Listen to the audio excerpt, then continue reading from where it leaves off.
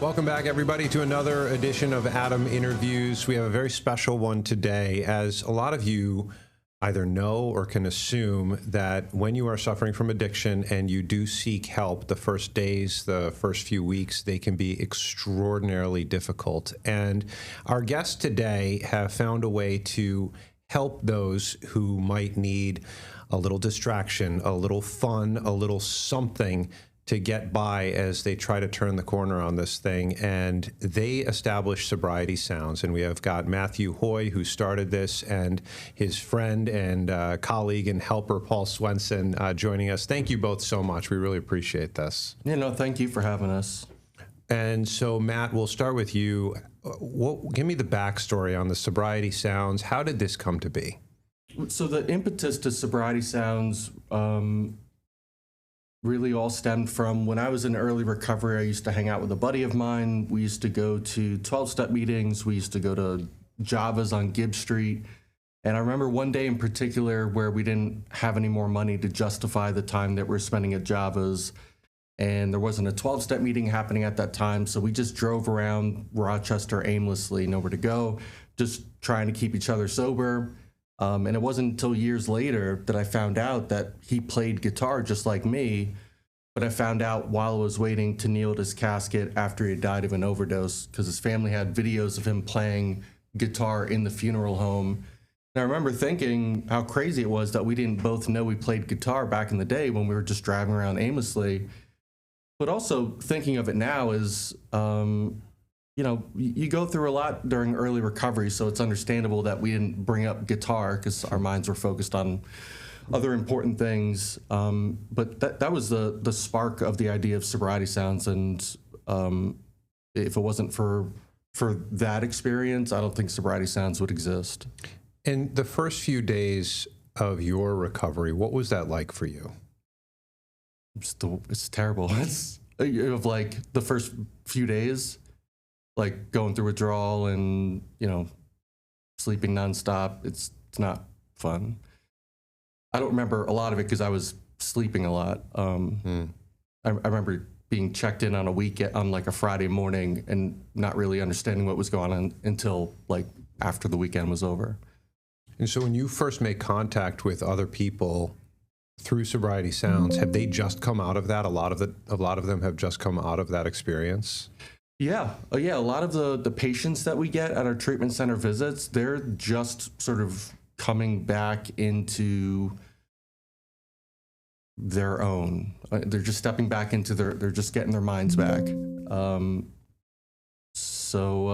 that's, so like how you felt with the group jam before, with the keyboard, a little bit hesitant to begin with, and then afterwards you were like, all right, you know, sense of accomplishment. You had some more confidence that you could actually play that instrument.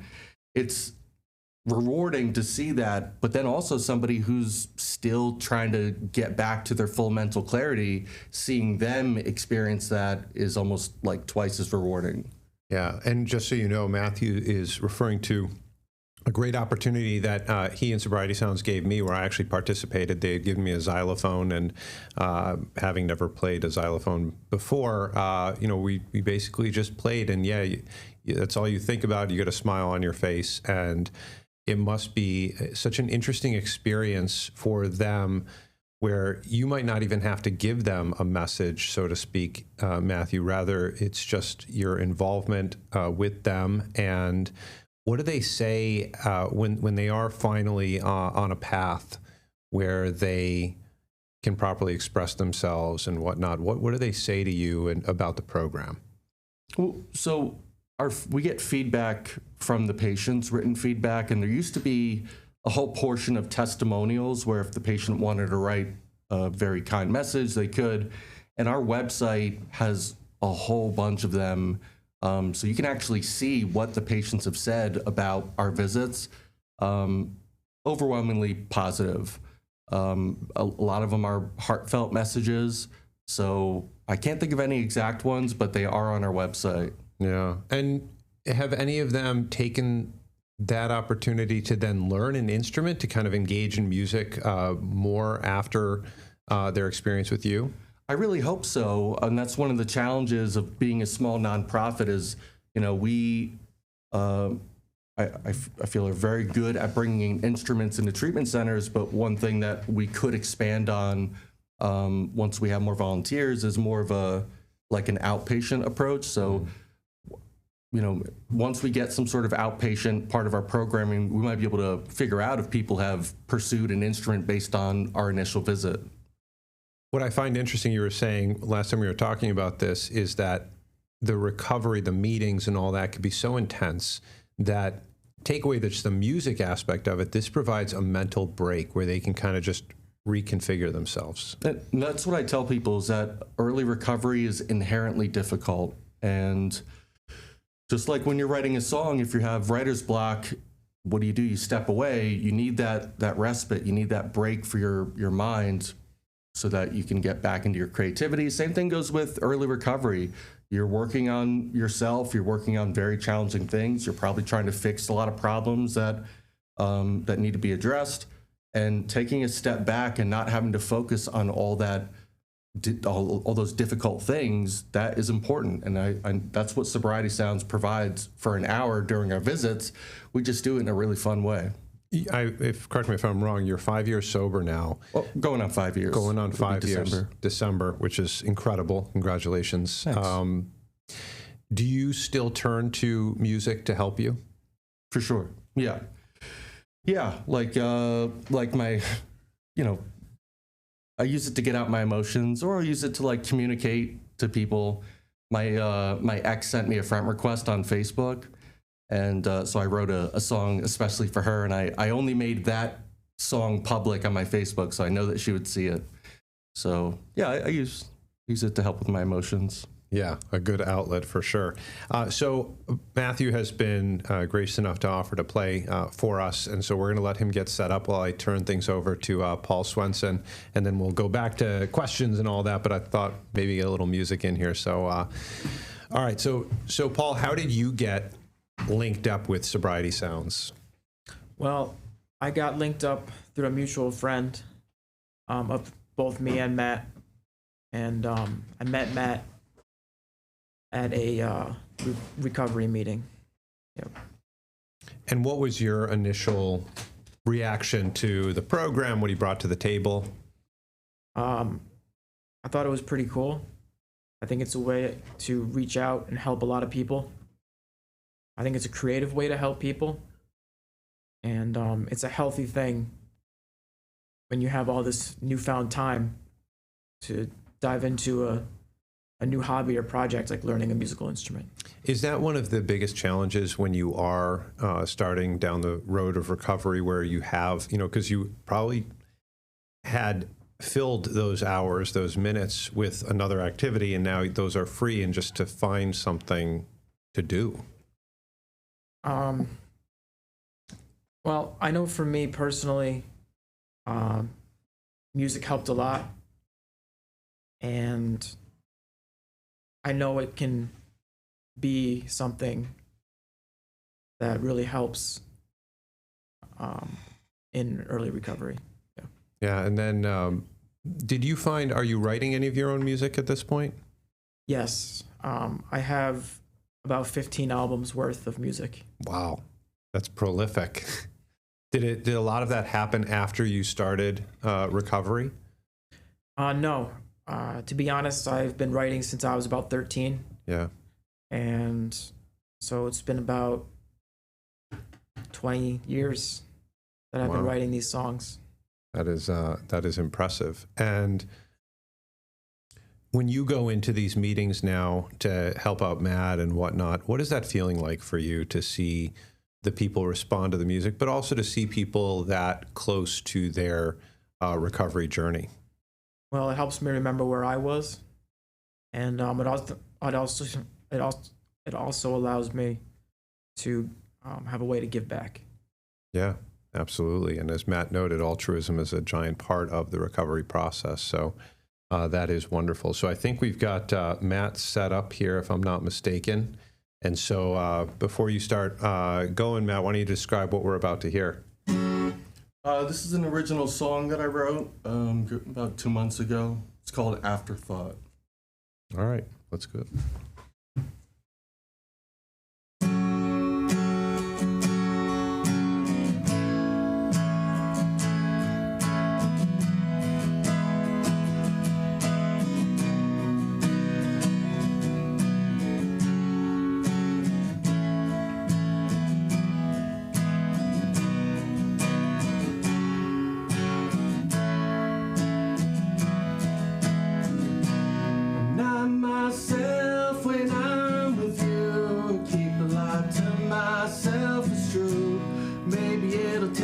more time for me to let my guard down. The way with me, I'll come around soon. I'd wait for you, giving you some room, follow new groove. I mean, I'd give it all I'd got. That's all I really ask of you. There's some things I can't let go. It's nothing to do with you.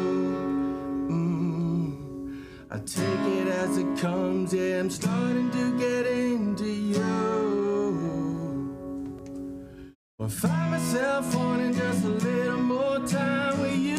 It ain't no till the sunrise, I'll make it home real late. Still I think about you, even though you'll find a way to break my heart. I just wanna be more than an afterthought. Is there something wrong with me? Sometimes I make it harder than it needs to be. I lie awake, and damn, it's hard to sleep, it can get lonely. I'm amazed it's even something that you see in me. So was it something that I said? Don't mind my messed up head. We dove, now we're waist deep. There's nothing more I need when I'm with you. Hallelujah, ain't it true? I find myself wanting just a little more time with you. It ain't no till the sunrise, I'll make it home real late.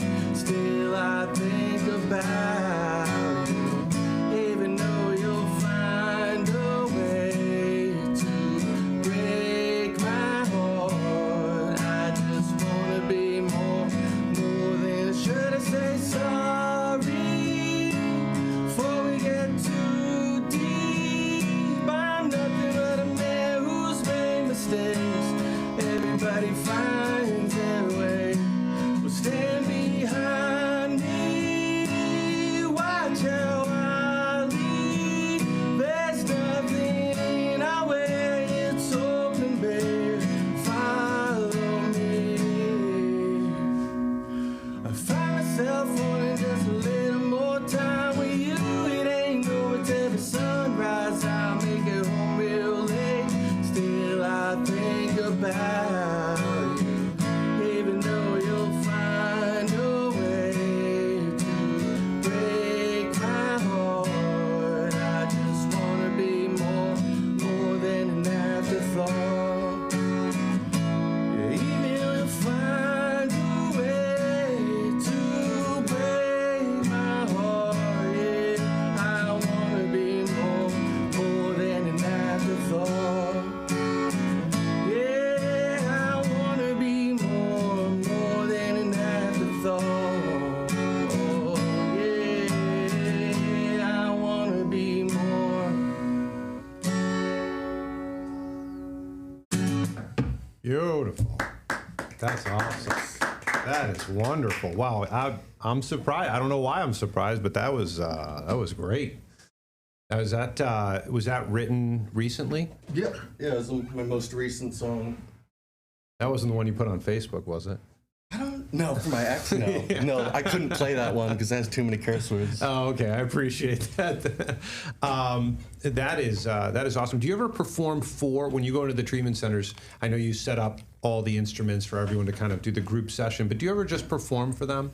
Yeah, we split it up about half of the visit. So for the first half, we'll do the group jam where people can play around with instruments.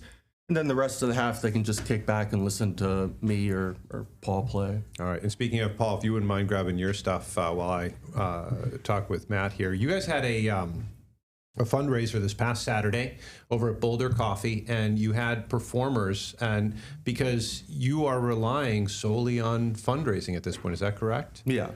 Yeah. You know, we're a small nonprofit, but so for every treatment center visit that we do, at the end of the visit, every patient gets a free notebook, guitar pick, and pen. And it may seem like, you know, why would you need to do that? But for somebody who is at the worst moment of their life, who might have lost a whole bunch of things along the way, having that small token of, you know, this is something free that you can have, this is yours, especially the notebook, like being able to write down their thoughts, like people really and the patients really enjoy it. Yeah. And we like to be able to have that consistency where they know what to expect from each of our visits. Where can people go to help you out if you want, if they want to? Yeah, so sobrietysounds.org would be our website. And then if they wanted to make a donation to help us expand, we'd love to go into more treatment centers, but we need more volunteers. We need more instruments. We could use a van. They can make a donation at sobrietysounds.org/donate. Do you find that when people are linked up with Sobriety Sounds, inspired by them, do they end up writing about their journey, their fight, if you will, or do they write about anything and everything just like anybody else would? Like with our notebooks? No, or just, yeah, those that you've kind of like linked up to and you're like, we're Sobriety Sounds. And I got the impression that, a lot of it would be inspired by, or the songs would be about the recovery process. But have you found that to be the case? It's hard to say, like, especially like my songs, they may not be about the recovery process or just like how I was feeling during that time. There are some great recovery songs out there. And matter of fact, Drew and Keisha, who performed at our fundraiser, they did a great rendition of a song called Recovery. I don't know who originally sings it, but wow. And so there are some, I guess there must be some pretty popular songs out there that people turn to and perhaps have inspired you, I'm guessing. I mean, are there artists out there that I just don't think about that do write about this quite often? So the most common song that we get requested is Save Me by Jelly Roll. And we're making a documentary about our small nonprofit. And we wanted to interview a famous musician. And we heard through the grapevine that one of our volunteers has a contact to Jelly Roll. Mm-hmm. So we got really excited because we thought that we had a foot in the door, but that didn't work out. So if Jelly Roll is out there, we would love to. I know you're having the time of your life. Enjoy it. You're on this big giant wave with your career. Awesome. But if you get time, once things slow down, allow us to interview you, please. All right. I'm making a note of that myself. So, all right, Paul Swenson, you are all guitared up. What are we going to hear? This is an original song called Test of Wolves. All right, thank you.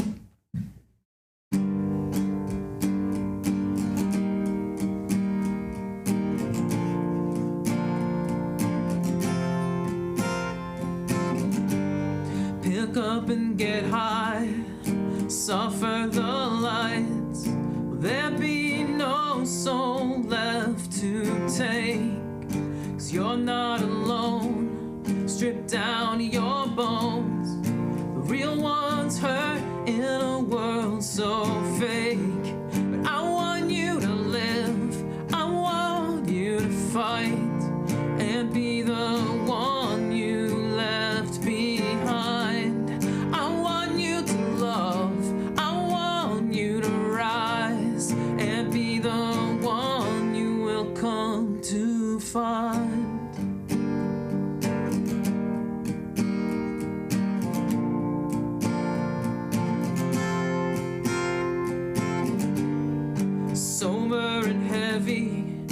Devil is ready, 1,000 lies preparing you to fall. Hearts made of wood, God understood. Save your soul, climb up over walls. 'Cause I want you to live, I want you to fight and be the one you left behind. I want you to love, be the one you will come to find.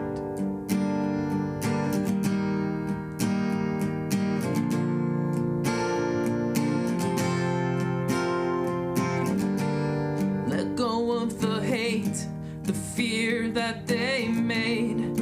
I'm with you now, I'll show you the way. Just carry the torch, steer steady the course. If you stay true, it's not too late. This is for the ones like you, like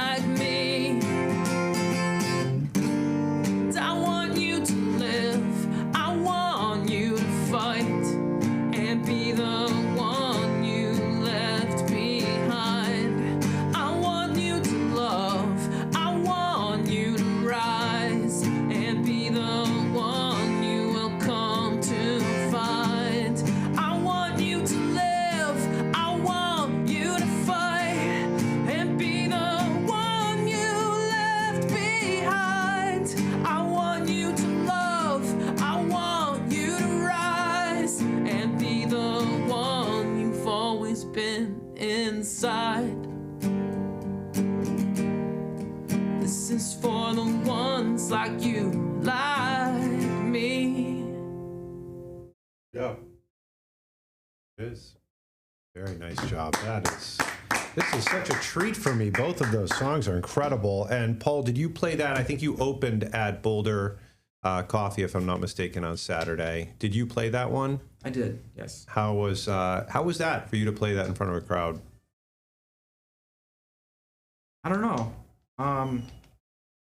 I certainly had a good time doing it. Yeah. Yeah, I don't know. I haven't really thought about it. He's so used to performing out that, at this point it's just second nature, right? Performing. I do like performing. I like being on stage, and I'm just grateful for the opportunity to play it. Where can folks, outside of this whole Sobriety Sounds thing, Paul, for you, if people kind of want to monitor, see when you're playing, where do you usually end up having gigs? These days, House of Guitars, Photo City Music Hall. Wow. Actually, this coming Sunday, I have a gig at Photo City Music Hall. I go on at 6 o'clock. That's fantastic. That's great. Well, there you go. Something to do, folks, if you're looking for a weekend outing after apple picking or something like that. You have an album for sale, right? Yes. What is that? It's just a self-titled album of high-quality demos of some of my original songs. And where can people find that? Spotify, Apple Music, SoundCloud. Under Paul Swenson? Paul Anthony. Paul Anthony. Yeah, Okay. Anthony's my middle name. I usually go by that. Oh, okay. All right. We're not outing you here, right? No. Okay. And I don't use my regular name for my music. So if people did want to listen to Afterthought, that's on Spotify too, under my stage name, which is Shelter Stone, Shelter with 2 L's. How did you come up with that? Do you really want to know? Yeah, of course. Shelter, because I was pretty sheltered as a kid. And I also had some homelessness issues during my addiction years. And Stone, because I used to live in the hood and someone had stolen my knife, and walking around the hood without anything at all is like not something that I particularly want to do. So I found a stone. I didn't have enough money for, a knife replacement. So I just added Stone to my last name because I used to carry around the stone because somebody stole my knife. You've had a pretty raw upbringing compared to a lot of people. How have you gotten by? What's been the inspiration for you to venture down this road that you have? Without sobriety, I would not be here. So I think that's the biggest thing is not using,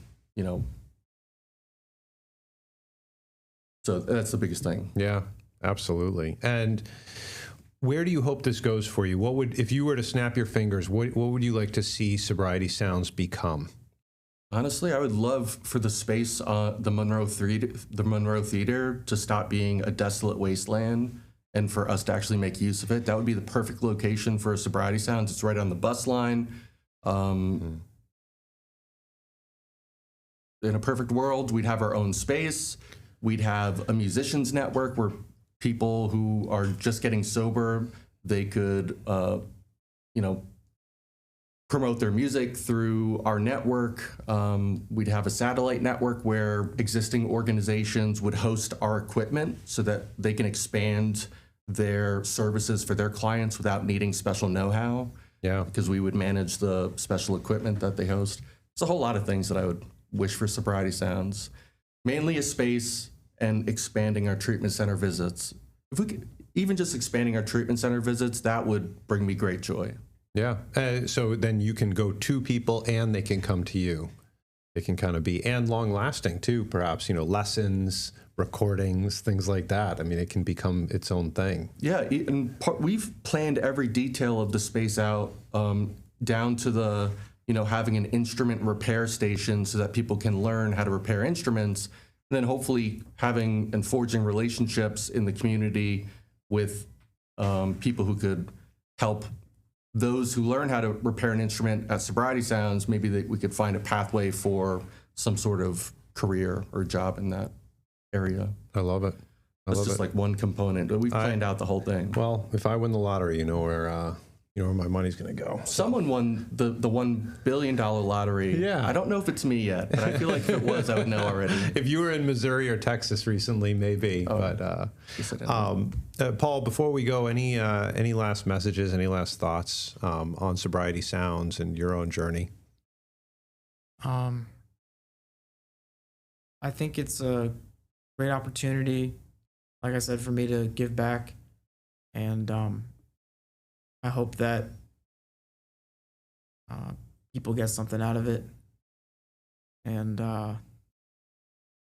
don't know, I'm just grateful to be here. I'm grateful you came, and for that song, that was beautiful. Thank you. And Matthew, anything that I might have missed here?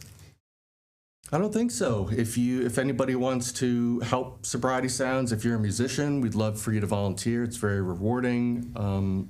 Bringing instruments into treatment centers. If you want to make a donation, if you know Jelly Roll, reach out to him because we only need an hour of his time. Yeah, that's it. All right. Thanks for having us. No, thank you for doing what you're doing. You know, you are saving lives and enriching lives in the process. So thank you both for doing that, and thank you to Drew and Keisha, who have helped us along the way in telling this story. So very grateful. Thank you both, and thank you out there for watching another edition of Adam Interviews. We're going to keep this segment rolling with another great interview coming up tomorrow. We're going to do this every weeknight, and as Paul noted, if you're looking for something to do, go check them out Sunday night over in what is it, Paul? Photo City Music Hall. Photo City Music Hall, 6 p.m. Is that what you said? Yes. 6 p.m. So not only did you get inspired, you perhaps got a weekend outing out of this. So, all right, thanks everyone for watching. Have a great one. Take care. Get the Rochester First streaming app today for everything you love from News 8 On Demand, plus exclusive shows you won't see anywhere else. Search ROC and download for free on Roku, Amazon Fire, and Apple TV.